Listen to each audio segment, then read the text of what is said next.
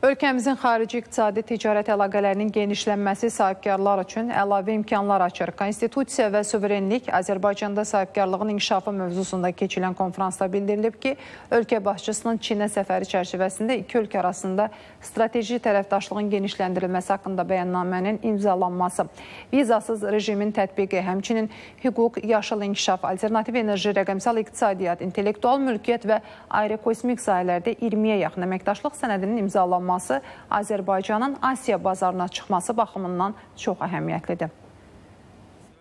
Bu ay İqtisadiyyat Nazirliyinin dəstəyi ilə Çinə təşkil edilən səfər çərçivəsində imzalanan investisiya layihələrinin ümumi həcmi təxminən 335 milyon ABŞ dolları təşkil edir. Bu isə ölkəmizin iş adamları üçün yeni fürsətlər yaradır. Bu fikirlər Konstitusiya və suverenlik Azərbaycanda sahibkarlığın inkişafı mövzusunda keçirilən konfransda səsləndirildi.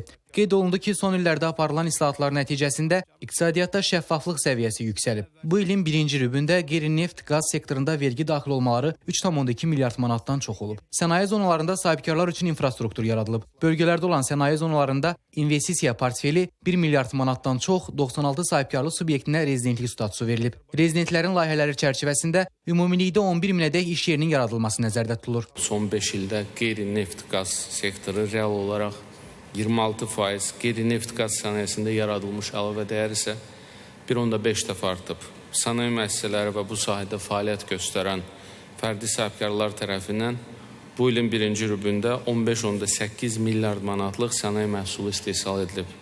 Qeyri-neft qaz sektorunda məhsul istehsalı 3,5% artıb.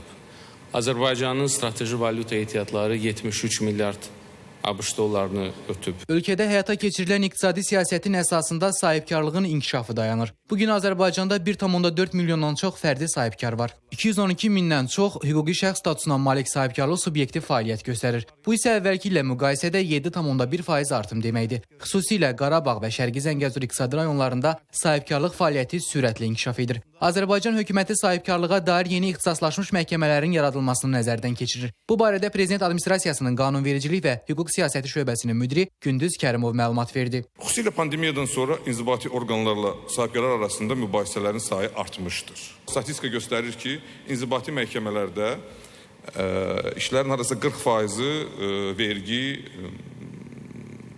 sosial ödənişlər və ya ona oxşar mübahisələr, gömrük mübahisələri təşkil edir və bunun yükünün azaldılması üçün ola bilər ki, yeni bir ixtisaslaşmış vergi, sosial ödənişlər, gömrük məsələsi məhkəməsinin yaradılması nəzərdən keçirilə bilər və məhz bu sahədə də sahibkarların rolu və fikirləri çox vacibdir. Hazırda özəl sektorun ümumi daxili məhsuldakı payı 83, məşğulluqda isə 78,6%-dir. Biznes subyektlərinin bölgüsünə əsasən ölkə sahibkarlarının 99,7%-ni mikro, kiçik və orta, 0,3%-ni isə iri sahibkarlar təşkil edir. Sahibkar olmaq təkcə biznes qurmaq deyil, həm də ölkənin gələcəyini inşa etmək deməkdir. Kiçik və orta biznesin inkişafı agentliyinin idarə heyətinin sədri Orxan Məmmədov sahibkarlara dəstəyini ifadə etdi. Sizin əzminiz və fədakarlığınız Azərbaycan inkişafına nəfəs verir və dövlətimizin suverenliyin möhkəmlənməsinə birbaşa öz töhfəsini verir. Sizin uğurunuz hər birimizin uğurudur. Biz də KOBE olaraq səlahiyyətlərimiz çərçivəsində hər zaman sizin maraqlarınızı qorumuşuq və qorumağa çalışacağıq. Tədbirin sonunda konferans iştirakçıları adından Prezident İlham Əliyevə müraciət qəbul olundu. Qeyd edək ki, Prezident İlham Əliyevin sərəncamına əsasən artıq 10 ildir ki, 25 aprel ölkəmizdə sahibkarlar günü kimi qeyd olunur. Sənan Bəhrəmli, Əziz Əzizov, ATV Xəbər.